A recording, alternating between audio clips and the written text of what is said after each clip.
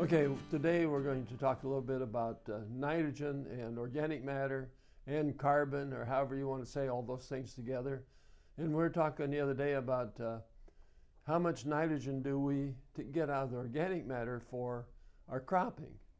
And it's one of those kind of concepts I have that I know that if I take nitrogen out of the organic matter, that we're going to destroy the organic matter. And I learned a long time ago that the carbon-nitrogen ratio in soil is 10 to 1. Now, it'll vary between 8 to 1 to 12 to 1, but 10 to 1 is that kind of the average number.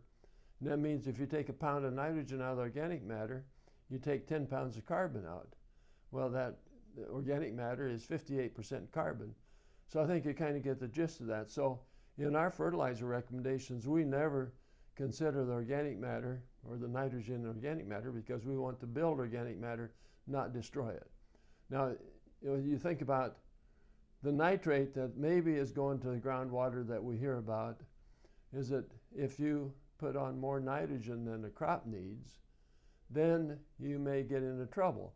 And that the getting into trouble is meaning that you might be contaminating the groundwater. And you think about the importance of water in the world and for humans and for all of life, that we need to keep as much water safe as we can. So always be conscious of the amount of nitrogen that's going on. How do you know how much should go on is based on what crop you're growing and what you're going to take off the field when you take that crop off.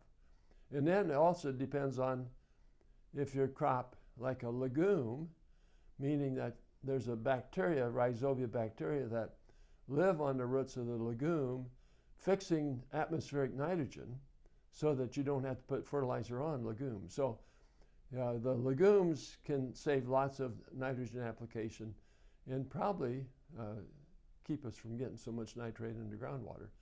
But you have to look at the crop, and in corn, the average nitrogen removal in corn grain is 0.67 pound of nitrogen. So, and we have nitrogen in the stock, but if you're fertilizing every year and doing the, like we should be farming, then if you put more nitrogen on than 0.67 pound, you're building up nitrogen in the soil somewhere.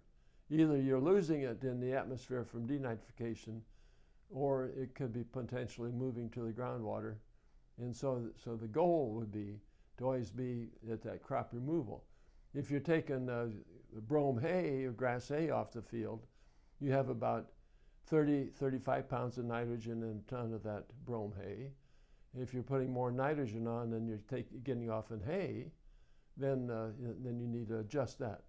If you're grazing cover crops or grazing grass, the animals return 80 to 90% of the minerals that they eat. They're returning those to the field. So when you get into a grazing situation, then fertilizer nitrogen needs is much less.